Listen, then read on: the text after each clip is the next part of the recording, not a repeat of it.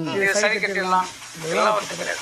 முடிவு பண்ணியாச்சுன்னா அது முடிவுதான். ஒரு வாட்டி முடிவு பண்ணிட்டேன்னா என் பேச்சை நானே கேட்க மாட்டேன். அவர் கூட இருக்கக்கூடிய பொதுச் செயலாளர் ஆனந்த் அவர்களை குறித்து நிறைய விமர்சனம். அதற்கு பதிலடி கொடுக்குற மாதிரி மதுரை மாநாட்டில் வச்சு அவர் சொன்னாரு, இந்த ஒத்த ஆனந்த் வச்சு என்ன செய்ய போறதா கேட்டேன், அவர் வச்சுதான் அந்த மாநாட்டை நடத்துறது. அதே ஸ்டேஜ்ல பேசினாரு. மாநாடுல எவ்வளவு பெரிய விஷயம், அதுல இவர் ஒத்தால எப்படி பண்ண முடியும்? சும்மா பக்கத்துல புக்கியானதை வச்சுக்கிட்டு மாநாடுல எப்படி நடத்தி காட்ட முடியும்?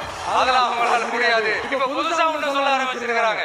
அது என்னடான்னா, ஆட்சியை பிடிக்கிறதெல்லாம் அவ்வளவு ஈஸி இல்லை இல்லையா? இப்ப அதெல்லாம் விட்டாங்க, இப்ப இங்க வந்துட்டாங்க. இன்னொரு பக்கம் கூட்டம்லாம் ஓகேதான், அது எப்படி ஓட்டா மாறும் அப்படின்றது இன்னொரு பக்கம். இப்படி கதை, திரைக்கதை, வசனம், இயக்கம், பாடல்கள்.